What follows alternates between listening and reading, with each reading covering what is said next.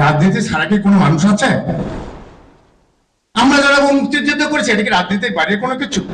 একটা শিশু যখন জন্মগ্রহণ করে সে রাজনীতি নিয়ে জন্মগ্রহণ করে। এখন আজকে স্বাধীনতা যুদ্ধে যে সকল মুক্তিযোদ্ধারা আজকে জয়েন করছে সেই চিৎকারের জন্যই কিন্তু আজকে এই স্বাধীনতা যুদ্ধ হয়েছে, নচেত এই দেশের যুদ্ধ হতো না। কারণ প্রতি মানুষের অভাব এমন একটা জিনিস যে সেটা প্রয়োজন গেছে। আমরা কি অভাব, পাকিস্তান আমরা কি অভাব অনুভব করেছি যে তারা আমাদেরকে সম্মান দেননি, আমাদেরকে ভারতে দিয়ে তারা আমাদের সকল সম্পদ লুণ্ঠন করে নিয়ে চলে গেছেন। এটার জন্য দিনে দিনে একটা মানুষের মধ্যে ক্ষোভ তৈরি হয়েছিলেন এবং প্রথমত এদেশে মানুষ স্বাধিকার আন্দোলনের জন্য নেমেছিলেন, কিন্তু সেখানে নয়।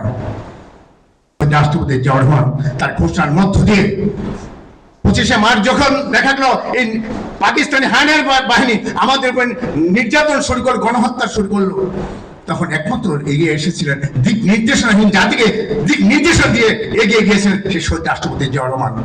শুধু সেখানে ক্ষান্ত হন নাই, ঘোষণা দিয়ে ক্ষান্ত হন নাই, তিনি পটিয়াতে তিনি ক্যাম্প স্থাপন করে যুদ্ধ করেছিলেন। 30 তারিখে যখন স্বাধীন বাংলা বেতার কেন্দ্রটি পাকিস্তানি হায়নাদার বাইরে বোমা মেরে উড়িয়ে দেয়, তখন সেখান থেকে সবাই চলে যায়, সবাই ভারতে আশ্রয় নেয়। কিন্তু আজকে আমি কি দেখি, ভারতে কতজন মুক্তিযোদ্ধা গিয়েছিলেন সেই তালিকাটা স্বাধীনতার পর পরবর্তী সরকার কিন্তু সেই তালিকাটা করেননি। কিন্তু আজকে যে লাল বার্তার কথা বলেন মুক্তিযোদ্ধাদের তালিকা নিতে গিয়া সেটা কিন্তু এরশাদ করে গেছিলেন। পরবর্তী পর্যায়ে বেগম খালেদা জিয়া এই মুক্তিযুদ্ধের সম্মানে এই মুক্তিযুদ্ধ মন্ত্রণালয় তৈরি করার কারণে আজকে হয়তো 20,000 টাকা ভাতা পাচ্ছেন।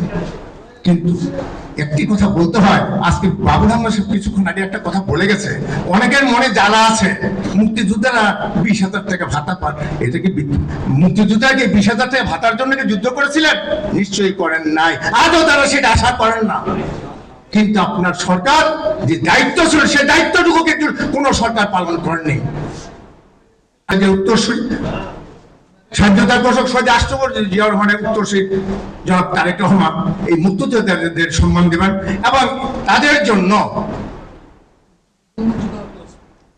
সেই মুক্তিযোদ্ধাদেরকে যেন সম্মান দিয়ে এদেশে গর্বিত সন্তান হিসেবে যারা ভবিষ্যৎ প্রজন্মের কাছে টিকে থাকতে পারে সেই ব্যবস্থা করবেন আমি আশা করি।